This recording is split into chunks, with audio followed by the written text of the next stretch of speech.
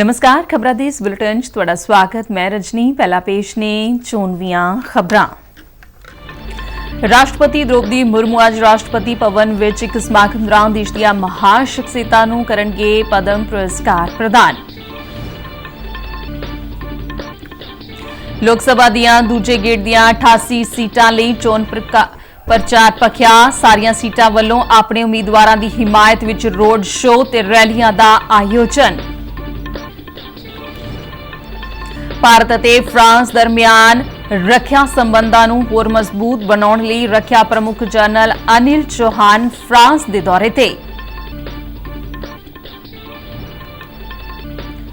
ਸੀਮਾ ਸੁਰੱਖਿਆ ਬਲ ਵੱਲੋਂ ਅੰਮ੍ਰਿਤਸਰ ਜ਼ਿਲ੍ਹੇ ਦੇ ਸਰਹੱਦੀ ਪਿੰਡਾਂ ਤੋਂ 2 ਡਰੋਨ ਬਰਾਮਦ।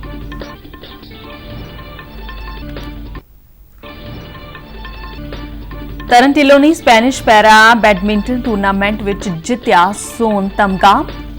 ਰਾਫਟਿੰਗ ਵਿੱਚ ਬਲਰਾਜ ਪਵਾਰ ਨੇ ਪੈਰਿਸ ਓਲੰਪਿਕ ਲਈ ਭਾਰਤ ਦਾ ਪਹਿਲਾ ਕੋਟਾ ਕੀਤਾ ਹਾਸਲ।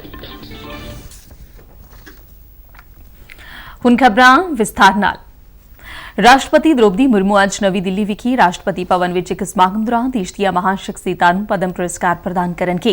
देश ਦੇ ਸਾਬਕਾ ਉਪ ਰਾਸ਼ਟਰਪਤੀ ਐਮ ਵੈਂਕਈਆ ਨਾਇਡੂ ਤੇ ਭਾਰਤ ਨਾਟਿਅਮ ਦੇ ਨ੍ਰਿਤਕਾਰ ਡਾਕਟਰ ਪਦਮ ਸੁਬਰਮਨਿਅਮ ਨੂੰ ਪਦਮ ਵਿਭੂਸ਼ਣ ਪ੍ਰਦਾਨ ਕੀਤਾ ਜਾਵੇਗਾ, ਜਦਕਿ ਵਿੰਦੇਸ਼ਵਰ ਪਾਠਕ ਨੂੰ ਮਰਨ ਉਪਰੰਤ ਪਦਮ ਵਿਭੂਸ਼ਣ ਦਿੱਤਾ ਜਾਵੇਗਾ। फिल्मी कलाकार मिथुन चक्रवर्ती, गायिका उषा उत्थप, डॉक्टर सीताराम जिंदल, दिल दे रोगां दे माहिर डॉक्टर तेजस मधुसूदन पटेल ਅਤੇ उत्तर प्रदेश ਦੇ ਸਾਬਕਾ ਗਵਰਨਰ ਰਾਮ ਨਾਇਕ ਨੂੰ ਪਦਮ ਭੂਸ਼ਣ ਨਾਲ ਸਨਮਾਨਿਤ ਕੀਤਾ ਜਾਵੇਗਾ। ਇਹ ਪਦਮ ਪੁਰਸਕਾਰ ਦੇਸ਼ ਦੇ ਸਰਵਉੱਚ ਨਾਗਰਿਕ ਪੁਰਸਕਾਰਾਂ ਵਿੱਚੋਂ ਇੱਕ ਨੇ ਜੋ ਪਦਮ ਵਿਭੂਸ਼ਣ, ਪਦਮ ਭੂਸ਼ਣ ਅਤੇ ਪਦਮ ਸ਼੍ਰੀ ਦੀਆਂ 3 ਸ਼੍ਰੇਣੀਆਂ ਵਿੱਚ ਪ੍ਰਦਾਨ ਕੀਤੇ ਜਾਂਦੇ ਨੇ। ਲੋਕ ਸਭਾ ਚੋਣਾਂ ਦੇ ਦੂਜੇ ਗੇੜ ਲਈ ਖੁੱਲਾ ਚੋਣ ਪੂਰੀ ਤਰ੍ਹਾਂ ਭਖਿਆ ਹੋਇਆ ਹੈ। ਚੋਣ ਪ੍ਰਚਾਰ ਖਤਮ ਹੋਣ ਵਿੱਚ ਹੁਣ ਸਿਰਫ 2 ਦਿਨ ਹੀ ਬਚੇ ਨੇ। ਇਸ ਗੇੜ ਲਈ ਚੋਣ ਪ੍ਰਚਾਰ 24 ਅਪ੍ਰੈਲ ਦੀ ਸ਼ਾਮ ਨੂੰ ਖਤਮ ਹੋ ਜਾਵੇਗਾ।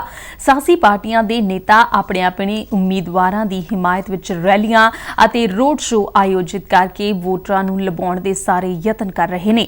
ਇਸ ਗੇੜ ਵਿੱਚ ਜਿਨ੍ਹਾਂ 12 ਸੂਬਿਆਂ ਤੇ ਕੇਂਦਰ ਸ਼ਾਸਿਤ ਪ੍ਰਦੇਸ਼ਾਂ ਦੇ 88 ਸੰਸਦੀ ਹਲਕਿਆਂ ਵਿੱਚ 26 ਅਪ੍ਰੈਲ ਨੂੰ ਵੋਟਾਂ ਪਵਾਈਆਂ ਜਾਣੀਆਂ ਨੇ, ਉਹਨਾਂ ਵਿੱਚ ਕੇਰਲ ਦੀਆਂ 20, ਕਰਨਾਟਕ ਦੀਆਂ 14, ਰਾਜਸਥਾਨ ਦੀਆਂ 13, ਉੱਤਰ ਪ੍ਰਦੇਸ਼ ਤੇ ਮਹਾਰਾਸ਼ਟਰ ਦੀਆਂ 8, ਮੱਧ ਪ੍ਰਦੇਸ਼ ਦੀਆਂ 7, ਅਸਾਮ ਅਤੇ ਬਿਹਾਰ ਦੀਆਂ 5, ਪੱਛਮੀ ਬੰਗਾਲ ਤੇ ਛੱਤੀਸਗੜ੍ਹ ਦੀਆਂ 3 ਅਤੇ ਤ੍ਰਿਪੁਰਾ ਤੇ ਜੰਮੂ ਕਸ਼ਮੀਰ ਦੀ 1 ਸੀਟ ਤੇ ਵੋਟਾਂ ਪਵਾਈਆਂ ਜਾਣੀਆਂ ਨੇ। 26 ਅਪ੍ਰੈਲ ਨੂੰ ਦੂਜੇ ਗੇੜ ਦੀਆਂ ਲੋਕ ਸਭਾ ਚੋਣਾਂ ਲਈ ਭਾਰਤੀ ਜਨਤਾ ਪਾਰਟੀ, ਕਾਂਗਰਸ ਤੇ ਹੋਰ ਪਾਰਟੀਆਂ ਦੇ ਨੇਤਾਵਾਂ ਨੇ ਆਪਣੇ ਉਮੀਦਵਾਰਾਂ ਦੇ ਹੱਕ ਵਿੱਚ ਤਾਬੜਤੋੜ ਰੈਲੀਆਂ ਸ਼ੁਰੂ ਕਰ ਦਿੱਤੀਆਂ ਨੇ। ਭਾਰਤੀ ਜਨਤਾ ਪਾਰਟੀ ਦੇ ਸੀਨੀਅਰ ਨੇਤਾ ਤੇ ਪ੍ਰਧਾਨ ਮੰਤਰੀ ਨਰਿੰਦਰ ਮੋਦੀ ਨੇ ਰਾਜਸਥਾਨ ਵਿੱਚ ਜਲੋਰ ਅਤੇ ਬਾਂਸਵਾੜਾ ਵਿੱਚ ਇੱਕ ਚੋਣ ਰੈਲੀ ਨੂੰ ਸੰਬੋਧਨ ਕਰਦਿਆਂ ਕਿਹਾ ਕਿ ਦੇਸ਼ ਨੂੰ ਅਜਿਹੀ ਸਰਕਾਰ ਦੀ ਜ਼ਰੂਰਤ ਹੈ ਜੋ ਭਵਿੱਖ ਦੀਆਂ ਲੋੜਾਂ ਅਨੁਸਾਰ ਬੁਨਿਆਦੀ ਸਹੂਲਤਾਂ ਦਾ ਵਿਕਾਸ ਕਰ ਸਕੇ ਤੇ ਨੌਜਵਾਨਾਂ ਦੇ ਸੁਪਨਿਆਂ ਨੂੰ ਸਮਝ ਕੇ ਆਪਣੀਆਂ ਨੀਤੀਆਂ ਤਿਆਰ करे। मोदी ने कहा कि देश ਨੂੰ विकास ਦੀਆਂ ਬੁਲੰਦੀਆਂ ਤੱਕ ਲਿਜਾਣ ਲਈ ਭਾਰਤੀ ਜਨਤਾ ਪਾਰਟੀ ਪੱਕੇ ਇਰਾਦੇ ਨਾਲ ਕੰਮ ਕਰ ਰਹੀ है। हर कोई कांग्रेस की कमजोर सरकार को आते जाने वाले लोग भी धमकाते थे और हर कोई देश को लूटने में जुटा था। ਕੇਂਦਰੀ ਮੰਤਰੀ ਰਾਜਨਾਥ ਸਿੰਘ ਨੇ ਪੱਛਮੀ ਬੰਗਾਲ ਦੇ ਸਿਲੀਗੁੜੀ ਅਤੇ ਨਰਸਿੰਘਪੁਰ ਵਿੱਚ ਇੱਕ ਰੈਲੀ ਨੂੰ ਸੰਬੋਧਨ ਕੀਤਾ। क्या यह सब आप नहीं देखती हैं? क्या हो रहा है भारत में? आपको चाहे मार पीट खरीद जैसे भी हो, पश्चिम बंगाल में सरकार बननी चाहिए। ਪੱਛਮੀ ਬੰਗਾਲ ਦੀ ਮੁੱਖ ਮੰਤਰੀ ਅਤੇ ਤ੍ਰਿਣਮੂਲ ਕਾਂਗਰਸ ਦੀ ਪ੍ਰਧਾਨ ਮਮਤਾ ਬੈਨਰਜੀ ਨੇ ਬਾਲੂਰਘਾਟ ਵਿੱਚ ਇੱਕ ਜਨਤਕ ਇਕੱਠ ਨੂੰ ਸੰਬੋਧਨ ਕਰਦਿਆਂ ਬੀਜੇਪੀ ਦੀ ਅਗਵਾਈ ਵਾਲੀ ਕੇਂਦਰ ਸਰਕਾਰ ਤੇ ਘੱਟ ਗਿਣਤੀ ਲੋਕਾਂ, ਅਨੁਸੂਚਿਤ ਜਾਤੀ ਤੇ ਜਨਜਾਤੀ ਵਰਗ ਸਮੇਤ ਆਮ ਲੋਕਾਂ ਦੀ ਅਣਦੇਖੀ ਕਰਨ ਦਾ ਇਲਜ਼ਾਮ ਲਗਾਇਆ। ਬਹੁਜਨ ਸਮਾਜ ਪਾਰਟੀ ਦੀ ਮੁਖੀ ਮਾਇਆਵਤੀ ਨੇ ਕਿਹਾ ਕਿ ਭਾਰਤੀ ਜਨਤਾ ਪਾਰਟੀ ਦੀ ਕਰਨੀ ਅਤੇ ਕਥਨੀ ਵਿੱਚ ਬਹੁਤ ਵੱਡਾ ਫਰਕ ਹੈ। ਉੱਤਰ ਪ੍ਰਦੇਸ਼ ਦੇ ਅਮਰੋਹਾ ਅਤੇ ਗਾਜ਼ੀਆਬਾਦ ਵਿੱਚ ਪਾਰਟੀ ਉਮੀਦਵਾਰਾਂ ਦੀ ਹਿਮਾਇਤ ਵਿੱਚ ਚੋਣ ਰੈਲੀ ਨੂੰ ਸੰਬੋਧਨ ਕਰਦੇ ਉਹਨਾਂ ਕਿਹਾ ਕਿ ਭਾਰਤੀ ਜਨਤਾ ਪਾਰਟੀ ਦੀ ਗਰੰਟੀ ਇਸ ਚੋਣ ਵਿੱਚ ਕਿਸੇ ਕੰਮ ਦੀ ਨਹੀਂ ਹੋਵੇਗੀ। ਸਾਬਕਾ ਕੇਂਦਰੀ ਮੰਤਰੀ ਅਤੇ ਕਾਂਗਰਸ ਦੇ ਸੀਨੀਅਰ ਦੇ ਨੇਤਾ ਪੀ ਚਿਦੰਬਰਮ ਨੇ ਤਿਰੂਵੰਤਾਪੁਰਮ ਵਿੱਚ ਪੱਤਰਕਾਰਾਂ ਨੂੰ ਸੰਬੋਧਨ ਕਰਦਿਆਂ ਕਿਹਾ ਕਿ ਕੇਂਦਰ ਵਿੱਚ ਇੰਡੀਆ ਗੱਠਜੋੜ ਦੇ ਸੱਤਾ ਵਿੱਚ ਆਉਣ ਤੇ ਭਾਰਤੀ ਜਨਤਾ ਪਾਰਟੀ ਦੀ ਅਗਵਾਈ ਵਾਲੀ ਐਨਡੀਏ ਸਰਕਾਰ ਦੇ ਨਾਗਰਿਕ ਸੋਧ ਕਾਨੂੰਨ ਯਾਨੀ ਕਿ CAA ਅਤੇ ਨਵੇਂ ਬਣਾਏ ਗਏ ਤਿੰਨਾਂ ਅਪਰਾਧਿਕ ਕਾਨੂੰਨਾਂ ਨੂੰ ਰੱਦ ਕਰ ਦਿੱਤਾ ਜਾਵੇਗਾ। ਬੀਜੇਪੀ ਦੇ ਸੀਨੀਅਰ ਆਗੂ ਅਤੇ ਕੇਂਦਰੀ ਮੰਤਰੀ ਅਨੁਰਾਗ ਠਾਕੁਰ ਨੇ ਜਲੰਧਰ ਵਿੱਚ ਪੱਤਰਕਾਰਾਂ ਨਾਲ ਗੱਲਬਾਤ ਕਰਦਿਆਂ ਪੰਜਾਬ ਦੀ ਆਮ ਆਦਮੀ ਪਾਰਟੀ ਦੀ ਸਰਕਾਰ ਤੇ ਸੂਬੇ ਦੇ ਅਮਨ ਕਾਨੂੰਨ ਦੇ ਮਾਹੌਲ ਨੂੰ ਵਿਗਾੜਨ ਦਾ ਇਲਜ਼ਾਮ ਲਗਾਇਆ। ਪ੍ਰੈਸ ਕਾਨਫਰੰਸ ਦੌਰਾਨ ਉਨ੍ਹਾਂ ਕਿਹਾ ਕਿ ਪੰਜਾਬ ਵਿੱਚ ਨਸ਼ਿਆਂ, ਫਿਰੌਤੀ ਤੇ ਗੁੰਡਾਗਰਦੀ ਦਾ ਨੰਗਾ ਨਾਚ ਹੋ ਰਿਹਾ ਹੈ। ਅਨੁਰਾਗ ਠਾਕੁਰ ਨੇ ਕਿਹਾ ਕਿ ਆਮ ਆਦਮੀ ਪਾਰਟੀ ਵੱਲੋਂ ਨਸ਼ਾ ਮੁਕਤ ਪੰਜਾਬ ਦਾ ਨਾਅਰਾ ਦਿੱਤਾ ਗਿਆ ਸੀ, ਜਦਕਿ ਹੁਣ ਨਸ਼ਾ ਯੁਕਤ ਸਰਕਾਰ ਚੱਲ ਰਹੀ ਹੈ। पार्टी ने नशा मुक्त पंजाब करने की बात कही थी, नशा युक्त करने का काम किया। चिट्टा हो या हर तरह के नशे हो, दिल्ली से लेके पंजाब तक इनकी शराब नीति से शर्मसार आम आदमी पार्टी है। ਅਨੁਰਾਗ ਠਾਕੁਰ ਨੇ ਕਿਹਾ ਕਿ ਪ੍ਰਧਾਨ ਮੰਤਰੀ ਦੀ ਅਗਵਾਈ ਹੇਠ ਕੇਂਦਰ ਸਰਕਾਰ ਨੇ ਹਮੇਸ਼ਾ ਕਿਸਾਨਾਂ ਦੀ ਭਲਾਈ ਲਈ ਕੰਮ ਕੀਤੇ ਨੇ। ਉਨ੍ਹਾਂ ਗਰੀਬਾਂ, ਨੌਜਵਾਨਾਂ ਤੇ ਨਾਰੀ ਸ਼ਕਤੀ ਨੂੰ ਵੀ ਤਰਜੀਹ ਦਿੱਤੀ ਹੈ। ਅਨੁਰਾਗ ਠਾਕੁਰ ਨੇ ਕਿਹਾ ਕਿ ਉਨ੍ਹਾਂ ਦੀ ਪਾਰਟੀ ਦੇਸ਼ ਨੂੰ ਪਹਿਲ ਦੇਣ ਦੇ ਸਿਧਾਂਤ ਤੇ ਚੱਲਦੀ ਹੈ।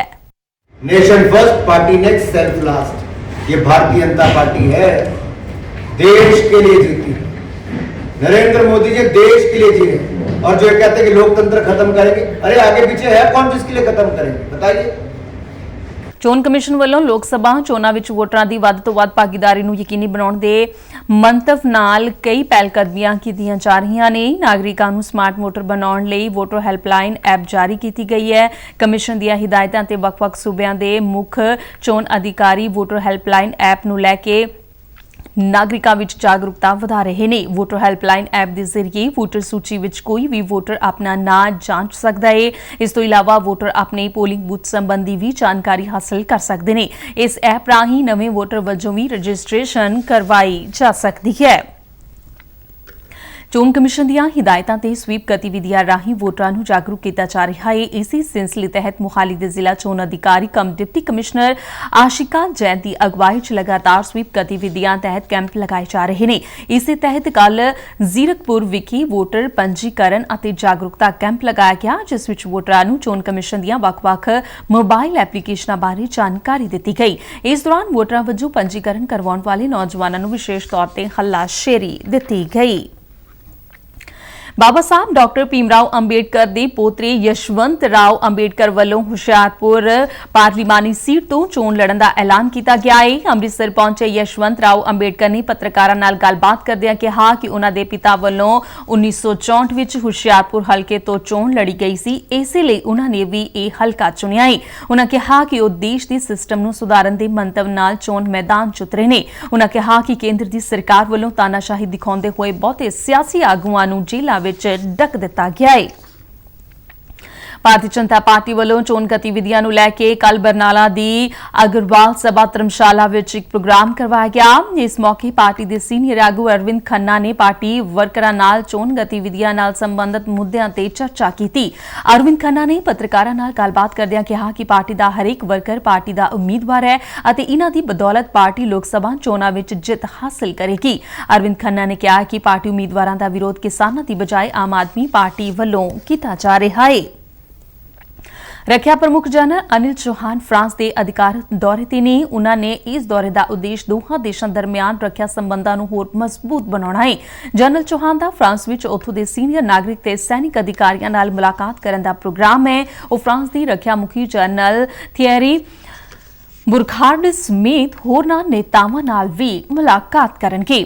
ਰੱਖਿਆ ਮੰਤਰਾਲਾ ਵੱਲੋਂ ਜਾਰੀ ਇੱਕ ਬਿਆਨ ਦੇ ਵਿੱਚ ਦੱਸਿਆ ਗਿਆ ਹੈ ਕਿ general Anil Chauhan France space command ਤੇ ਲੈਂਡ ਫੋਰਸਿਸ ਦਾ ਦੌਰਾ ਵੀ ਕਰਨਗੇ। ਇਸ ਤੋਂ ਇਲਾਵਾ ਉਹ ਉਥੋਂ ਦੇ ਸੈਨਿਕ ਸਕੂਲ ਵਿੱਚ ਥਲ ਸੈਨਾ ਅਤੇ ਸੰਯੁਕਤ ਸੈਨਾ ਸਿਲੇਬਸ ਦੇ ਵਿਦਿਆਰਥੀਆਂ ਅਧਿਕਾਰੀਆਂ ਨੂੰ ਸੰਬੋਧਨ ਕਰਨਗੇ। ਉਹਨਾਂ ਦਾ ਫਰਾਂਸ ਵਿੱਚ ਕੁਝ ਵੱਡੇ ਰੱਖਿਆ ਉਦਯੋਗਾਂ ਦਾ ਦੌਰਾ ਕਰਨ ਦਾ ਵੀ ਪ੍ਰੋਗਰਾਮ ਹੈ। ਜਨਰਲ ਚੌਹਾਨ ਨਵੇਂ ਚੇਪਲ ਮੈਮੋਰੀਅਲ ਤੇ ਇੰਡੀਅਨ ਮੈਮੋਰੀਅਲ ਵੀ ਜਾਣਗੇ। ਜਨਰਲ ਚੌਹਾਨ ਪਹਿਲੀ ਵਿਸ਼ਵ ਜੰਗ ਦੌਰਾਨ ਸਰਵਉੱਚ ਬਲੀਦਾਨ ਦੇਣ ਵਾਲੇ ਬਹਾਦਰ ਭਾਰਤੀ ਸੈਨਿਕਾਂ ਦੇ ਸਨਮਾਨ ਵਿੱਚ ਫੁੱਲ ਮਾਲਾਵਾਂ ਵੀ ਪੇਂਟ ਕਰਨਗੇ। ਜਲੰਧਰ ਪੁਲਿਸ ਨੇ 3 ਗੈਂਗਸਟਰਾਂ ਨੂੰ ਹਥਿਆਰਾਂ ਸਣੇ ਗ੍ਰਿਫਤਾਰ ਕੀਤਾ ਹੈ। ਪੁਲਿਸ ਮੁਤਾਬਿਕ ਇਹ ਤਿੰਨੋਂ ਗੈਂਗਸਟਰ ਜੱਗੂ ਭਗਵਾਨਪੁਰੀਆ ਗੈਂਗ ਨਾਲ ਸੰਬੰਧਿਤ ਨੇ। ਇਨ੍ਹਾਂ ਵਿੱਚੋਂ 2 ਗੈਂਗਸਟਰ ਅੰਮ੍ਰਿਤਸਰ ਦੀ ਰਾਜਦੀਪ ਕਤਲ ਕੇਸ ਵਿੱਚ ਲੋੜੀਂਦੇ ਸਨ। ਇਨ੍ਹਾਂ ਕੋਲੋਂ 3 ਪਿਸਤੌਲ ਵੀ ਬਰਾਮਦ ਕੀਤੇ ਗਏ ਨੇ ਜੋ ਇਨ੍ਹਾਂ ਵੱਲੋਂ ਕਿਸੇ ਵਾਰਦਾਤ ਨੂੰ ਅੰਜਾਮ ਦੇਣ ਲਈ ਖਰੀਦੇ ਗਏ ਸਨ। ਪੁਲਿਸ ਨੇ ਮੁਲਜ਼ਮਾਂ ਖਿਲਾਫ ਮਾਮਲਾ ਦਰਜ ਕਰਕੇ ਲੋੜੀਂਦੀ ਜਾਂਚ ਆਰੰਭ ਕਰ ਦਿੱਤੀ ਹੈ।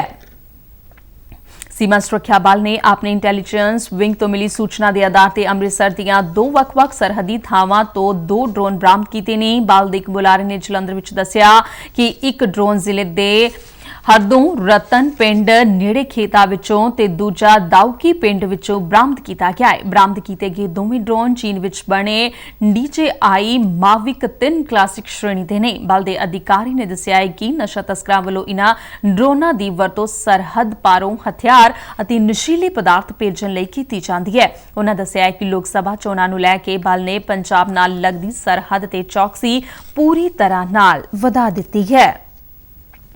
श्री हेमकुंट साहब ਲਈ यात्रा 25 मई ਤੋਂ ਸ਼ੁਰੂ ਹੋਣ ਜਾ ਰਹੀ ਹੈ। हेमकुंट साहब मैनेजमेंट ट्रस्ट ਮੁਤਾबिक ਗੁਰਦੁਆਰਾ ਸਾਹਿਬ ਜਾਣ ਵਾਲੇ ਮੁੱਖ ਮਾਰਗ ਤੋਂ ਬਰਫ਼ ਹਟਾਉਣ ਦਾ ਕੰਮ ਚੱਲ ਰਿਹਾ ਹੈ। ਭਾਰਤੀ ਫੌਜ ਦੇ ਜਵਾਨ ਅਤੇ ਗੁਰਦੁਆਰਾ ਸਾਹਿਬ ਦੇ ਸੇਵਾਦਾਰ ਬਰਫ਼ ਹਟਾਉਣ ਦੇ ਕਾਰਜਾਂ ਵਿੱਚ ਲੱਗੇ ਹੋਏ ਨੇ। ਉਹਨਾਂ ਦੱਸਿਆ ਕਿ 25 ਮਈ ਤੋਂ ਪਹਿਲਾਂ ਯਾਤਰਾ ਸੰਬੰਧੀ ਸਾਰੇ ਪ੍ਰਬੰਧ ਮੁਕੰਮਲ ਲਏ ਜਾਣਗੇ। ਕੌਮੀ ਟੈਸਟਿੰਗ ਏਜੰਸੀ NTA ਨੇ UGC ਨੈਟ ਲਈ ਆਨਲਾਈਨ ਰਜਿਸਟ੍ਰੇਸ਼ਨ ਪ੍ਰਕਿਰਿਆ ਸ਼ੁਰੂ ਕਰ ਦਿੱਤੀ ਹੈ। ਇਸ ਪ੍ਰੀਖਿਆ ਨੂੰ ਕੁਆਲੀਫਾਈ ਕਰਨ ਵਾਲੇ ਉਮੀਦਵਾਰ ਜੂਨੀਅਰ ਰਿਸਰਚ ਫੈਲੋਸ਼ਿਪ ਤੇ PhD ਵਿੱਚ ਦਾਖਲਾ ਹਾਸਲ ਕਰਨਗੇ। ਚਾਹਵਾਨ ਉਮੀਦਵਾਰ ਆਨਲਾਈਨ ਮਾਧਿਅਮ ਰਾਹੀਂ 10 ਮਈ ਤੱਕ ਰਜਿਸਟ੍ਰੇਸ਼ਨ ਕਰਵਾ ਸਕਦੇ ਨੇ ਅਤੇ ਆਨਲਾਈਨ ਮਾਧਿਅਮ ਰਾਹੀਂ ਫੀਸ ਭਰਨ ਦੀ ਆਖਰੀ ਮਿਤੀ 12 ਮਈ ਹੋਵੇਗੀ। ਇਸ ਤੋਂ ਇਲਾਵਾ ਫਾਰਮ ਵਿੱਚ ਕਿਸੇ ਵੀ ਤਰ੍ਹਾਂ ਦੀ ਦਰੁਸਤੀ ਲਈ 13 ਮਈ ਨੂੰ ਵਿੰਡੋ ਦੁਬਾਰਾ ਖੋਲੀ ਜਾਵੇਗੀ ਤੇ 15 ਮਈ ਤੱਕ ਦਰੁਸਤੀ ਕੀਤੀ ਜਾ ਸਕੇਗੀ। ਇਹ ਪ੍ਰੀਖਿਆ 16 ਜੂਨ ਨੂੰ ਲਈ ਜਾਵੇਗੀ। ਭਾਰਤ ਦੇ ਤਰਨ ਢਿੱਲੋਂ ਨੇ ਸਪੈਨਿਸ਼ ਪੈਰਾ ਬੈਡਮਿੰਟਨ ਟੂਰਨਾਮੈਂਟ ਦੇ SL4 ਵਿੱਚ ਸੁਕਾਂਤ ਕਦਮ ਨੂੰ ਹਰਾ ਕੇ ਸੋਨ ਤਮਗਾ ਜਿੱਤਿਆ ਹੈ। SL3 ਵਰਗ ਵਿੱਚ ਕੁਮਾਰ ਨਿਤੀਸ਼ ਨੇ ਸੋਨ ਤਮਗਾ, ਮਨੋਜ ਸਰਕਾਰ ਨੇ ਚਾਂਦੀ ਦਾ ਅਤੇ ਜਗਦੀਸ਼ ਦਿੱਲੀ ਨੇ ਕਾਂਸੇ ਦਾ ਤਮਗਾ ਹਾਸਲ ਕੀਤਾ। ਉਧਰ ਦੱਖਣੀ ਕੋਰੀਆ ਵਿੱਚ ਏਸ਼ੀਆ ਓਸ਼ੀਆਨਾ ਓਲੰਪਿਕ ਵਿੱਚ ਪੈਰਾਲੰਪਿਕ ਕੁਆਲੀਫਿਕੇਸ਼ਨ ਮੁਕਾਬਲੇ ਵਿੱਚ ਰਾਫਟਿੰਗ 'ਚ ਬਲਰਾਜ ਪਵਾਰ ਨੇ ਤੀਜੀ ਥਾਂ ਹਾਸਲ ਕਰਕੇ ਪੈਰਿਸ ਓਲੰਪਿਕ ਲਈ ਭਾਰਤ ਦਾ ਪਹਿਲਾ ਕੋਟਾ ਹਾਸਲ ਕਰ ਲਿਆ ਹੈ। ਉਹਨਾਂ 2000 ਮੀਟਰ ਦੀ ਰੇਸ ਦਾ ਮੁਕਾਬਲਾ ਕੋਈ 7 ਮਿੰਟਾਂ 'ਚ ਪੂਰਾ ਕੀਤਾ। ਮੌਸਮ ਵਿਭਾਗ ਨੇ ਪੰਜਾਬ ਸਮੇਤ ਉੱਤਰੀ ਭਾਰਤ ਵਿੱਚ ਅੱਜ ਤੇ ਭਲਕੇ ਮੌਸਮ ਦੇ ਮੁੜ ਤੋਂ ਵਿਗੜਨ ਦੀ ਸੰਭਾਵਨਾ ਜ਼ਾਹਰ ਕੀਤੀ ਹੈ। ਵਿਭਾਗ ਅਨੁਸਾਰ ਪੰਜਾਬ ਦੇ ਕੁਝ ਸ਼ਹਿਰਾਂ ਵਿੱਚ ਤੇਜ਼ ਹਵਾਵਾਂ ਚੱਲਣ ਦੇ ਨਾਲ-ਨਾਲ ਹਲਕੀ ਬਾਰਿਸ਼ ਹੋਣ ਦੀ ਸੰਭਾਵਨਾ ਹੈ, ਜਿਸ ਨਾਲ ਸੂਬੇ ਵਿੱਚ ਚੱਲ ਰਹੀ ਕਣਕ ਦੀ ਵਾਢੀ ਦਾ ਕੰਮ ਪ੍ਰਭਾਵਿਤ ਹੋਣ ਦਾ ਖਦਸ਼ਾ ਹੈ। ਜ਼ਿਕਰਯੋਗ ਹੈ ਕਿ ਪਿਛਲੇ ਦਿਨੀ ਤੇਜ਼ ਹਵਾਵਾਂ, ਬਾਰਿਸ਼ ਅਤੇ ਗੜੇਮਾਰੀ ਹੋਣ ਕਾਰਨ ਸੂਬੇ ਦੇ ਕਈ ਜ਼ਿਲ੍ਹਿਆਂ ਵਿੱਚ ਕਣਕ ਦੀ ਖੜੀ ਫਸਲ ਨੂੰ ਨੁਕਸਾਨ ਪਹੁੰਚਿਆ ਸੀ। ਮੌਸਮ ਵਿਭਾਗ ਅਨੁਸਾਰ ਬਾਰਿਸ਼ ਹੋਣ ਤੋਂ ਬਾਅਦ ਸੂਬੇ ਵਿੱਚ ਘੱਟੋ-ਘੱਟ ਤੇ ਵੱਧ ਤੋਂ ਵੱਧ ਤਾਪਮਾਨ ਆਮ ਨਾਲੋਂ ਘੱਟ ਹੈ। ਖਬਰਾਂ ਦੇ ਬੁਲੇਟਿਨ ਸਾਡੇ ਦਰਸ਼ਕ RNU DDK ਜਲੰਧਰ ਦੇ YouTube ਚੈਨਲ, Facebook ਪੇਜ ਤੇ ਸੋਸ਼ਲ ਮੀਡੀਆ ਪਲੇਟਫਾਰਮ X ਤੇ ਵੀ ਦੇਖ ਸਕਦੇ ਨੇ। ਬੁਲੇਟਿਨ ਦੀ ਅਖੀਰ ਵਿੱਚ ਚੋਣਵੀਆਂ ਖਬਰਾਂ ਇੱਕ ਵਾਰ ਫਿਰ ਤੋਂ। ਰਾਸ਼ਟਰਪਤੀ ਦ੍ਰੋਪਦੀ ਮੁਰਮੂ ਅੱਜ ਰਾਸ਼ਟਰਪਤੀ ਭਵਨ ਵਿੱਚ ਇੱਕ ਸਮਾਗਮ ਦੌਰਾਨ ਦੇਸ਼ ਦੀਆਂ ਮਹਾਨ ਸ਼ਖਸੀਅਤਾਂ ਨੂੰ ਕਰਨਗੇ ਪਦਮ ਪੁਰਸਕਾਰ ਪ੍ਰਦਾਨ। ਲੋਕ ਸਭਾ ਦੀਆਂ ਦੂਜੇ ਗੇੜ ਦੀਆਂ 88 ਸੀਟਾਂ ਲਈ ਚੋਣ ਪ੍ਰਚਾਰ ਭਖਿਆ। ਸਾਰੀਆਂ ਪਾਰਟੀਆਂ ਵੱਲੋਂ ਆਪਣੇ ਉਮੀਦਵਾਰਾਂ ਦੀ ਹਿਮਾਇਤ ਵਿੱਚ ਰੋਡ ਸ਼ੋਅ ਤੇ ਰੈਲੀਆਂ ਦਾ ਆਯੋਜਨ। ਭਾਰਤ ਤੇ ਫਰਾਂਸ ਦਰਮਿਆਨ ਰੱਖਿਆ ਸੰਬੰਧਾਂ ਨੂੰ ਹੋਰ ਮਜ਼ਬੂਤ ਬਣਾਉਣ ਲਈ ਰੱਖਿਆ ਪ੍ਰਮੁੱਖ ਜਨਰਲ ਅਨਿਲ ਚੌਹਾਨ ਫਰਾਂਸ ਦੇ ਦੌਰੇ ਤੇ। ਸੀਮਾ ਸੁਰੱਖਿਆ ਬਲ ਵੱਲੋਂ ਅੰਮ੍ਰਿਤਸਰ ਜ਼ਿਲ੍ਹੇ ਦੇ ਸਰਹੱਦੀ ਪਿੰਡਾਂ ਤੋਂ 2 ਡਰੋਨ ਬਰਾਮਦ। ਤਰਨ ਢਿੱਲੋਂ ਨੇ ਸਪੈਨਿਸ਼ ਪੈਰਾ ਬੈਡਮਿੰਟਨ ਟੂਰਨਾਮੈਂਟ ਵਿੱਚ ਜਿੱਤਿਆ ਸੋਨ ਤਮਗਾ। ਰਾਫਟਿੰਗ ਵਿੱਚ ਬਲਰਾਜ ਪਵਾਰ ਨੇ ਪੈਰਿਸ ਓਲੰਪਿਕ ਲਈ ਭਾਰਤ ਦਾ ਪਹਿਲਾ ਕੋਟਾ ਕੀਤਾ ਹਾਸਲ। ਇਸ ਦੇ ਨਾਲ ਹੀ ਖਬਰਾਂ ਦਾ ਬੁਲੇਟਿਨ ਖਤਮ ਹੋਇਆ। ਦਿਓ ਆਗਿਆ। ਨਮਸਕਾਰ।